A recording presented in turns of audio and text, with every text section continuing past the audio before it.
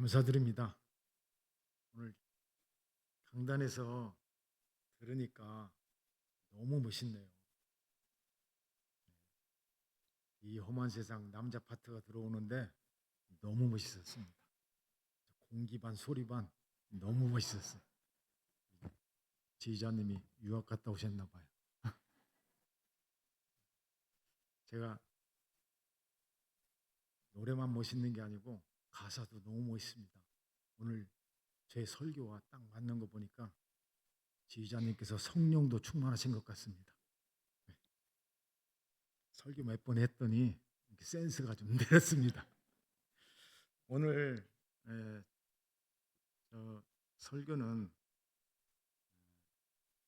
제목이 내 하나님을 여전히 찬송하리로다로 잡았습니다. 성경 42편 1절에서 5절 중에 한 구절입니다. PPT 떴죠? 여기 그 중요한 핵심 단어는 여전히입니다. 이 여전히라는 걸 저도 잘 몰랐는데 설교 준비를 하다 보니까 이게 참 특별한 뜻이 있구나 이렇게 생각이 들었습니다. 이 여전히라는 말은 앞과 또 지금의 상황이 다를 때 씁니다.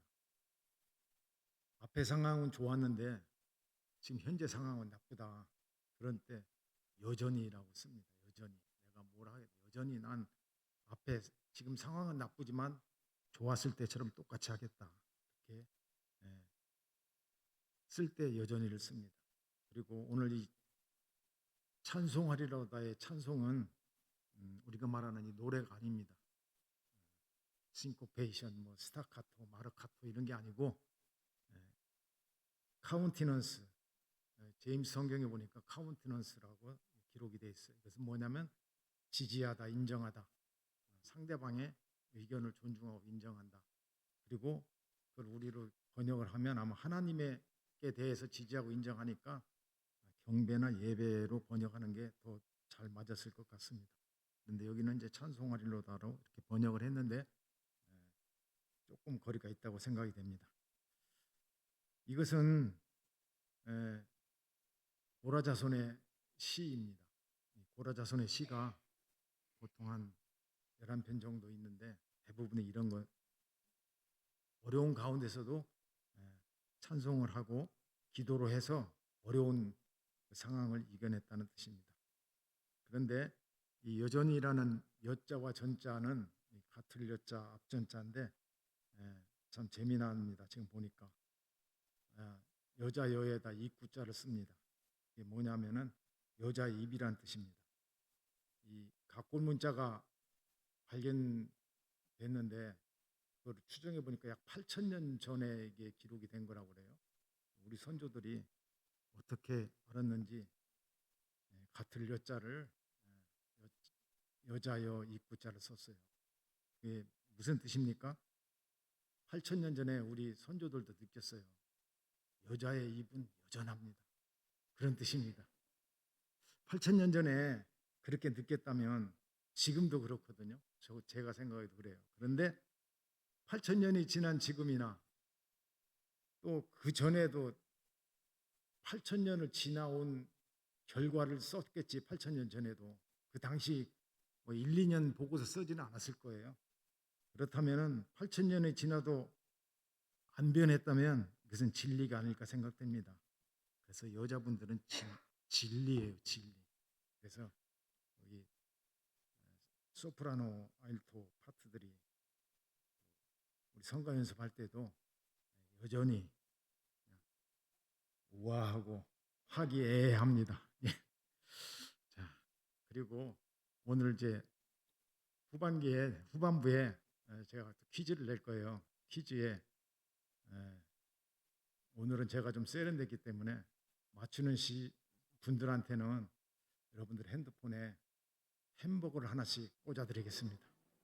그러니까 잘 맞추시기 바라고 조금 어려울 수도 있어요. 그래서 목사님 저기 PPT 4번 시험 문제를 한번 미리 공개를 한번 해주세요. 네, 골짜기에 관한 이야기인데 신학교에서는 골짜기를 빈칸으로 만들어 놓고 해서 골짜기를 맞추는 건데 여러분 너무 어려울 것 같아서 주인공을 맞추는 걸로 했습니다. 이제 PPT 들어가 주시고요. 다음에 그 마지막 그 장면에서 나올 때 먼저 말하면 다른 사람이 햄버거 뺏어갑니다. 그러니까 딱 손 들고 말씀하시면 됩니다. 저는 이 내용이 오늘 우리 좀 핫한 뉴스, 왕가 사는 남자, 신의 악당 이런 시리즈로 들으면 좋지 않겠나 생각됐습니다. 내용은 그 정반대입니다. 고라자손이 여러분들은 다 아실 거예요, 누군지. 그러면 고라자손을 공부하기 위해서는 족보가 필요합니다. 족보 좀 띄워주시겠습니까? 예, 족보 나왔죠? 보이십니까? 예, 이 족보는 그 레위 자손의 족보입니다. 레위는 야곱의 셋째 아들이죠. 근데 레위는 세 아들을 또 낳습니다. 게르손, 고앗, 무라리. 오늘 이제 고라는 고앗 자손입니다. 고앗 자손은 다시 또 네 형제를 낳습니다. 아므람, 이스알, 헤브론, 우시엘 이렇게 넷을 낳는데 그 이스알의 아들이 고라이고 아므람 장남의 아들이 모세와 아론입니다. 그리고 모세와 아론과 고라는 사촌간이 되겠습니다. 이다말은 그 아론의 넷째 아들인데 나답과 아비후가 다른 불들에서 죽었죠. 그리고 이제 엘르아살과 이다말이 남았는데 그 이다말 계열 후손이 엘리가 나옵니다. 엘리 대제사장의 제자가 누굽니까? 사무엘입니다. 사무엘은 고라의 셋째 아들 아비아삽 계열에서 나옵니다. 그리고 사무엘의 손자 헤만이 나옵니다. 중앙에서 성가 대장을 했던 그 헤만입니다. 그리고 좌우에 게르손 자손의 아삽, 무라리 자손의 에단이 나옵니다. 시편에도 가끔 등장을 합니다. 이렇게 레위 자손에게는 각 지파별로 안배를 해서 이렇게 성가 대장 자리를 부여를 했던 것 같습니다. 우리가 오늘 배울 것은 고라입니다. 고라의 시입니다. 이게 고라의 시에서 고라는 모세와 아론 사촌이고 세 아들이 있었고 고라는 그 모세에게 반역을 한 반역자였습니다. 그래서 저주 받아가지고 땅 속에 생매장 당하게 되죠. 그때 그 고라의 아들들은 세 아들들은 죽지 않고 살았다고 기록이 되고 있습니다. 그래서 오늘 이 본문 공부는 고라 자손 전체에 대한 시편 전체가 아니라 고라 자손의 시에 대한 그런 이야기가 되겠습니다. 1절부터 5절까지는 고라의 세 아들 아실, 엘가나, 아비아삽 중에서 지은 것으로 추정이 되고 6절부터 11절까지는 헤만이 자기 시를 삽입한 것으로 추정이 됩니다. 고라의 아들들이 지은 것으로 추정하는 이유는 3절입니다. 3절 레위 자손에게 내 하나님이 어디 있느냐 그리고 내 눈물이 주야로 내 음식이 되었도다. 이렇게 학대하고 천대받는 시대는 고라의 반역 시대를 상상케 하는 것입니다. 여전히를 기준으로 앞의 상황은 평상시, 뒤의 상황은 반역자 상황입니다. 감히 레위 지파, 그것도 모세와 사촌지간인 고라 자손에게 내 하나님이 어디 있느냐고 말할 수 있는 사람은 제가 볼 때는 없을 것 같습니다. 지금으로 말하면 목사님한테 목사님 믿는 하나님이 있긴 있습니까? 이렇게 묻는 성도가 있었다는 겁니다. 전혀 상상할 수가 없겠죠. 그와 마찬가지입니다. 그렇지만 고라 자손이 이런 말을 들었다면은 거기에 타당한 이유가 있을 겁니다. 그것이 그 이유를 찾자면 고라의 반역 시대를 추정해 볼 수 있는 것입니다. 고라는 그 아들이 3명 있었는데 아실, 엘가나, 아비아삽이라고 그랬죠. 이분들이 살아 있었기 때문에 많은 어려움을 겪었을 거예요. 반역자의 자식으로 산다는 게 그렇게 쉽지는 않았을 겁니다. 그래서 많은 눈물을 흘렸다고 기록하고 있는 것입니다. 아들들은 다행히 신앙심이 있어가지고 그렇게 눈물을 흘리면서도 하나님의 전을 사모하고 그렇게 원망하지 않고 찬양하고 기도하고 평생을 그렇게 살았을 겁니다. 그렇지만 다른 형제들 6촌이나 8촌, 5촌 당숙들 눈에는 어떻게 비쳤을까요? 그리고 다른 지파도 내 붙인 고라를 따라서 죽지 않은 것에 비난이 대상이 되었을 것입니다. 같은 하나님을 섬기는데 왜 반역을 하였느냐? 그러니 내가 믿는 하나님이 어디 있겠느냐 하고 천대하고 학대하고 그냥 그렇게 하니까 대항할 힘이 없어서 그냥 울었다는 뜻입니다. 이런 상황 속에서도 5절에 그가 나타나 도우심으로 말미암아 내가 여전히 찬송하리로다라고 기록하고 있습니다. 하나님이 다행히 도우셔서 그들의 마음을 주관하셔서 분노와 원망을 가라앉히고 하나님께 찬송하고 경배하였다는 것입니다. 이런 걸 보면 새 아들들은 진실로 신앙심이 깊고 모세에 대한 충성심도 깊고 인내심도 많고 아주 착한 사람이었을 것으로 생각이 됩니다. 본문 42편 1절과 2절을 합독하겠습니다. 띄워주세요. 하나님이여 사슴이 시냇물을 찾기에 갈급한 같이 내 영혼이 주를 찾기에 갈급하니이다. 내 영혼이 하나님 곧 살아계시는 하나님을 갈망하나니 내가 어느 때에 나아가서 하나님의 얼굴을 배울까? 고라 자손은 성전 남쪽에 펜스 옆에 바로 위치하고 있습니다. 그리고 각 그 뒤에 이어지는 그 뒤로는 각 12지파들이 이렇게 진을 치고 있었는데 이 고라는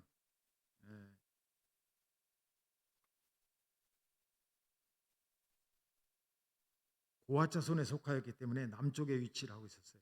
시므온과 르우벤과 갓 지파를 또 관리를 하고 있었을 것으로 생각이 됩니다. 그래서 그분들은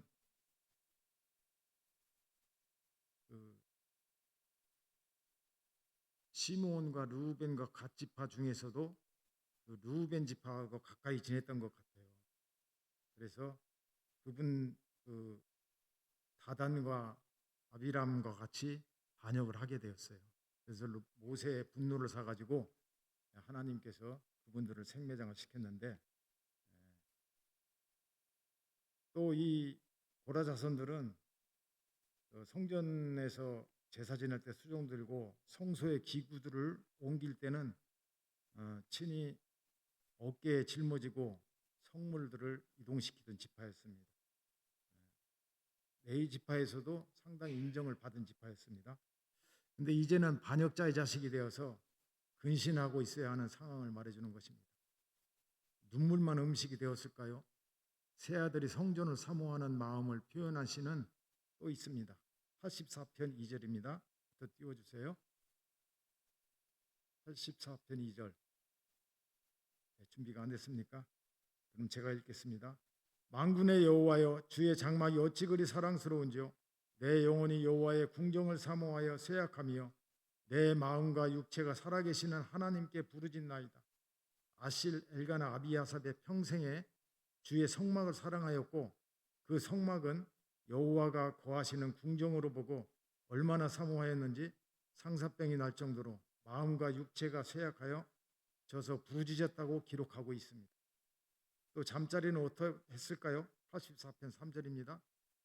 나의 왕 나의 하나님 만군의 여호와여 주의 제단에서 참새도 집을 얻고 제비도 새끼들 보금자리를 얻었나이다.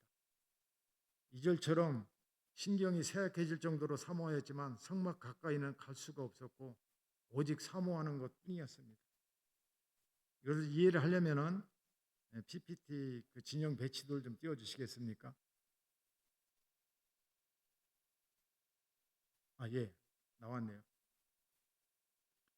이 동그라미 했던 그 빨간 점 있는 부분이 원래 고라가 거주하던 지역이었습니다. 그런데 고라가 거기 땅속에 묻히고 났는데 엘가나 아셀, 아디아삽이 거기에 잠을 잘 수가 있었겠습니까? 자기 부모를 땅속에 묻고 그 위에 자기 발밑에 묻고 그 위에 텐트를 치고 잘 수가 없었을 것 같아요. 제 생각에도. 그래서 아마 모세와 아론과 제일 멀리 떨어진 베냐민 지파 그 뒤에 별표 표시한 쪽으로 이동을 하지 않았나 싶습니다. 그곳에서 성막을 바라보고 항상 사모하고 그냥 울고 기도했다, 그런 뜻입니다. 그런데 어느 날 멀리서 성막을 바라보니까 새들이 들락날락 하는 것이 보였습니다. 그래서 걸어서 가까이, 성막 가까이 한번 와봤습니다. 그랬더니 거기는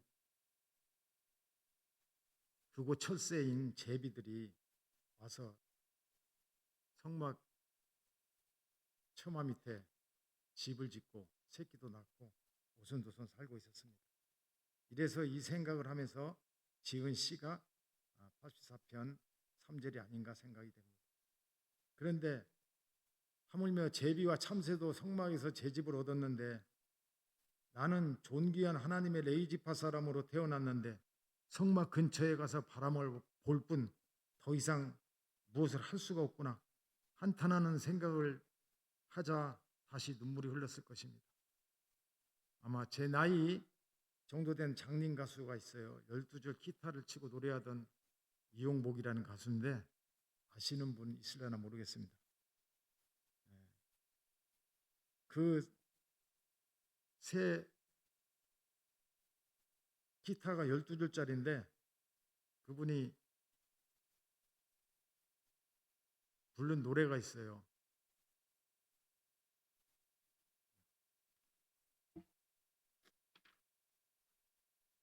어머니 가엾은 어머니 왜 날 낳으셨나요? 나는 떨어지는 꽃잎처럼 세상에 태어났다네. 이렇게 부른 노래가 있습니다. 그래서 그분 실제로 음악은 좋은데 가사는 너무 슬퍼요. 그래서 그분이 한 그 노래대로 하면은 원망의 노래입니다. 그런데 그 새 아들은 그렇게 원망하지 않았습니다. 왜 원망을 하지 않았을까요? 그냥 자기가 살아있는 것이 그것도 감사한 거예요. 반역자의 자식은 사는 것도 사는 게 아니겠죠. 그리고 아버지 고라를 따라서 같이 반역을 하였다면은 지금 지옥의 불구덩이에서 살아야 됩니다. 그런데 그렇지 않고 비록 어려운 상황이지만은 현재 살아있는 게 감사해서 아마 원망을 하지 않았을 것으로 생각이 됩니다. 그것을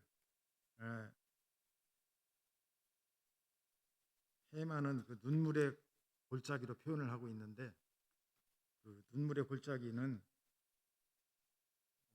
하나님께서는 많은 그 골짜기들을 이스라엘에 주셨어요. 그것이 42개나 있다고 했는데 여기 눈물의 골짜기는 그런 위치적인 골짜기는 아닙니다. 마음의 골짜기, 내가 느끼는 골짜기, 그런 뜻입니다. 눈물의 골짜기 시편 편이시죠?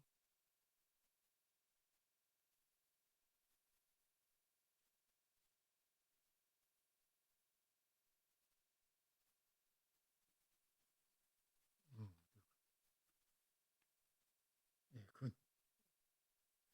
제가 지금 어디로 갔는지 모르겠는데 그 눈물의 골짜기를 그 해마는 이렇게 표현한 것입니다. 성경을 찾아서 한번 읽어보겠습니다. 시편 84편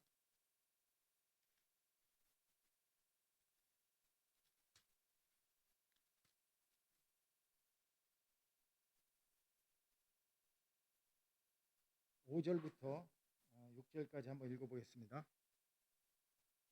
주께 힘을 얻고 그 마음에 시온에 데려가 있는 자는 복이 있나이다. 그들이 눈물 골짜기로 지나갈 때 그곳에 많은 샘이 있을 것이며 이른 비가 복을 채워주나이다. 아멘. 예. 이 눈물의 골짜기로 해마는 그렇게 표현을 한 것입니다. 이 눈물의 골짜기를 그 자기의 조상 고라의 세 아들에게 흘러간 그 세월을 비유를 한 것입니다. 이 눈물의 골짜기를 통과하면 아름다운 또 세상이 있을 것이다. 이렇게 생각하고 골짜기의 이름을 붙인 것입니다. 반역자의 후손이 눈물의 골짜기 힘들다고 하면 안 되지. 이보다 더한 것도 참아야 하느니라. 아마도 하나님의 음성도 들었을 것입니다. 눈물의 골짜기는 눈물만 흘리면 되는데 눈물을 흘리면 밥을 먹고 눈물 흘리다 보면 잠이 드는데 무엇을 걱정하냐. 새벽은 오고 만나는 또 내려 있을 것이고 걷어서 아침 먹고 점심 먹고 다시 밤이 오고 눈물 골짜기에서 잠들다 보면 새벽이 오는데 어쩌면 잠이 오진 않는 불면의 밤이 더 힘들지 않겠느냐. 눈물을 흘리는 것도 감사해라. 그런 생각으로 이 시를 삽입했던 것으로 생각이 됩니다. 이것은 행복한 눈물이다. 언젠가는 끝이 온다. 비록 반역자의 자식이지만 고라의 아들이라도 눈물 흘려 회개하고 감사하면 새하늘과 새 땅으로 인도해 주시는데 내가 못할 것이 어디 있겠나. 참고 또 참고 인내하면 눈물의 골짜기가 삼손의 에나골의 골짜기처럼 생수의 삶이 될 터인데 그때를 위해서라도 나는 여전히 경배하리로다. 하나님께 이렇게 감사하며 시를 지었는데 그것이 시편 42편 5절입니다. 다시 읽겠습니다. 내 영혼아 내가 어찌하여 낙심하여 어찌하여 내 속에서 불안해하는가. 너는 하나님께 소망을 두라. 그가 나타나 도우심으로 말미암아 내 하나님을 여전히 찬송하리로다. 아멘. 내 영혼아 낙심하지 말자. 소망을 품자. 그 소망 안에 나의 미래가 있고 내 자식들의 영화가 있다. 내 힘을 내자. 눈물을 흘리더라도 또 참고 참아내자. 이렇게 외치면서 고통의 눈물의 골짜기를 통과하였을 것입니다. 얼마나 멋있는 말입니까? 우리 고라의 세 아들, 어려운 가운데서도 그 고난을 참고 이겨나가는 그 세 아들에게 박수로 격려를 해 줍시다. 여러분도 눈물의 골짜기를 통과하고 나면 다 박수 받을 때가 있을 것입니다. 그러면 여기서 골짜기 시험을 한번 보겠습니다. 골짜기 한번 띄워주시죠. 예, 여기 순서대로 아는 것이 나는 이 중에서 하나라도 알고 있다고 자신 있게 손 들 수 있는 사람은 손 들어보십시오. 하나라도 난 알고 있습니다. 네. 예. 와, 박수 한번. 조남을 기록해야 햄버거를 보내드리죠. 누구시죠? 김영철 부장님. 네. 자, 그리고 또 하나 알고 계시는 분 없습니까? 네. 두 번째 기도원. 네, 맞습니다. 또 조남이 어떻게 되시죠? 네.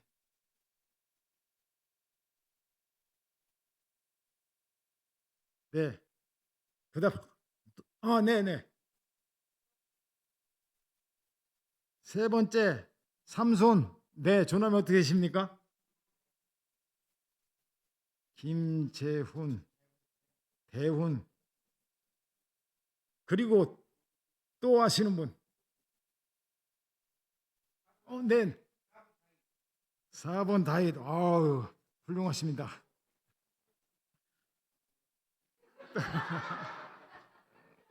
또 아시는 분이 하나 남았네요.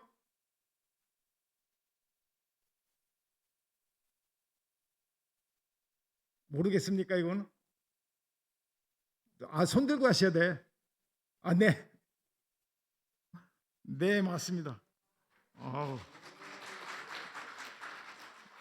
조남이 어떻게 되십니까?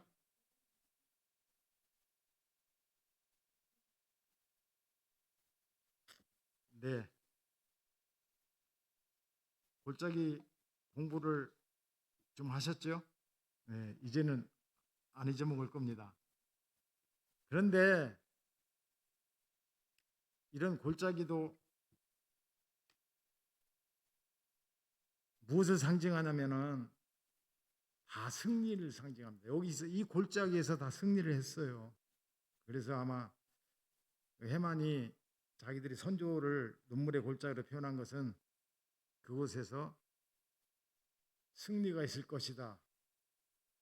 눈물의 골짜기가 통과하고 나면 반드시 좋은 일이 있을 것이다. 이것을 생각하고 했을 겁니다. 그런데 이 고난도 종류가 좀 있습니다. 같은 고난이 아니에요. 우리가 사는 세상에서 고난이 여러 가지가 있는데 첫째는 이제 다윗과 같은 고난이 있어요. 다윗과 같은 고난은 의로운 고난이라고 하죠. 피해자의 고난입니다. 고라 자손들과 같은 고난은 마땅한 고난입니다. 그 극복하는 과정과 고난의 동기는 전혀 다른 것입니다. 그렇지만은 이 다윗이 이겨낸 세월과 고라 자손들이 이겨낸 세월과는 분명히 차이가 있을 것입니다. 하나님께서 창조하시고 사랑하시는 인간이기에 반역자의 고난이지만 극복 사례가 우수하여 반역자들에게도 표본을 보여주셨기에 이렇게 성경으로 남아있게 됐을 겁니다. 이렇게 함으로써 반역자들에게도 기회를 주기 위해서 그리고 하나님께서는 우리 모두를 사랑하시는 것을 보여주려고 기록한 것이라 생각됩니다. 다른 뜻이 있다면 해만이 조상 고라가 비록 반역죄로 죽었지만 그 세 아들은 조상들이죠. 자기 조상들은 아버지가 지은 죄를 회개하며 하나님을 경배하였노라. 자기 선조들은 여전히 경배하였다. 이것을 기록하고도 싶었을 겁니다. 마치 대장금이 한상궁은 죄가 없다고 실록에 기록한 것처럼 선조들의 불명예를 변호한 것으로 생각도 됩니다. 실록의 한 줄 기록이 대장금 드라마가 되었듯이 여러분들도 눈물의 골짜기를 지나고 나면 새롭고 즐거운 드라마가 전개될 것입니다. 여기서 퀴즈가 하나 더 나갈게요. 우리의 대장금이 누군지 아시는 분 손들어 주십시오.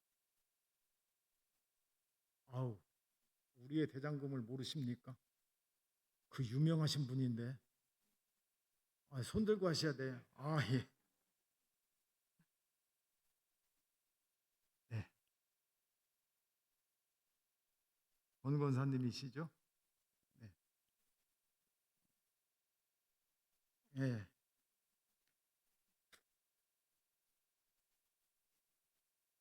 그래서 우리의 죄가 없다. 대장금이 한상궁에 죄가 없다고 한 것처럼 예수님은 우리의 죄가 없다고 기록하시는 분입니다. 그런 의미에서 이 고라 자손의 시편은 너무 소중한 역사적 자료라고 하는 것입니다. 실제로도 반역의 대명사인 로마 제국을 들 수 있습니다. 이분들은 얼마나 많은 기독교인을 학대하고 죽였는지 여러분들 잘 아시잖아요. 그런 나라지만은 기독교를 인정하자 1000년이라는 그 신성 로마 제국까지 1000년을 이어왔습니다. 오늘 사는 우리들에게도 그리스도 예수를 주시고 구원의 길을 열어 주신 분이 바로 우리 하나님이십니다. 주 예수를 믿으라. 그리하면 너와 내 집이 구원을 얻으리라. 반역자의 후손인 우리들에게도 구원의 길을 열어 주신 것입니다. 반역죄를 지은 자도 구원을 받는데 기타 다른 죄는 반역죄보다 경미하므로 모두가 구원을 받을 수 있는 것입니다. 주 예수를 믿으면 누구나 구원을 받는 것입니다. 그리고 사무엘과 같은 후손도 얻을 수 있는 것입니다. 주 예수를 믿읍시다. 주 예수를 믿는 우리들에게 눈물의 골짜기는 영광의 골짜기입니다. 동계올림픽이 끝났는데 금메달을 우리는 눈물의 금메달이라고 칭합니다. 그렇게도 힘들지만 눈물의 대가는 평생 연금으로 보답하는 것입니다. 지금 흘리는 여러분의 눈물은 나중에 금메달이 되어서 돌아올 것입니다. 그러니 지금 괴롭고 외롭고 고통스러운 분들은 남한테 이야기할 필요가 없습니다. 누구도 알아주지 않습니다. 내 고통을 누가 알아주겠습니까? 우리 형편과 처지를 알고 계시는 예수님께만 여전히 기도하고 경배합시다. 나중에 훌륭한 금메달이 되어 돌아올 것입니다. 여러분들 중에 고라자성과 같은 분들이 있습니까? 눈물의 골짜기에 들어서신 분들이 있습니까? 이 말씀을 기억합시다. 시편 42편 5절입니다. 띄워주세요. 내 영혼아, 내가 어찌하여 낙심하며 어찌하여 내 속에서 불안해하는가? 너는 하나님께 소망을 두라. 나는 그가 나타나 도우심으로 말미암아 내 하나님을 여전히 찬송하리로다. 네, 지금의 눈물의 골짜기를 이렇게 통과합시다. 하나님은 우리 생활의 주관자시고 낮에는 해가 되고 밤에는 방패가 되시는 하나님께 소망을 두고 경배하고 기도합시다. 어느 순간 눈물의 골짜기는 기쁨의 골짜기, 바라가 골짜기가 되어 있을 것입니다. 밤낮 3일 동안 노획물을 수고한 곳이 바라가 골짜기입니다. 여호사밧이 승리한 골짜기인데요. 이렇게 찬양대를 앞세워서 승리한 골짜기에서 하나님께서는 3일 동안 운반할 수 있는 그런 수많은 노획물을 주셨습니다. 우리들도 눈물의 골짜기를 통과하면 3일 동안 노획물을 수고한 바라기 골짜기로 하나님께서는 인도하실 줄로 믿습니다. 이 세상에서 흘린 눈물을 닦아주신 분이 계십니다. 바로 주님이십니다. 계시록 21장 4절 띄워주세요. 없습니까? 제가 읽겠습니다. 모든 눈물을 그 눈에서 닦아주시니 다시는 사망이 없겠고 애통하는 것이나 곡하는 것이나 아픈 것이 다시 있지 아니하리니 처음 것들이 다 지나갔음이라. 네, 이것이 바로 눈물의 금메달인 것입니다. 마지막 결론입니다. 여러분들이 지나고 있는 눈물의 골짜기에도 방패가 되시는 주님의 은혜 속에서 비록 몸은 고단하고 힘들지만 마음만은 평안을 누리고 하늘의 소망을 잃지 않고 항상 감사하고 기뻐하며 여러분들의 찬양이 간절한 기도가 여전하고 또 여전하고 영원하기를 축복드리면서 설교를 마치겠습니다. 아멘.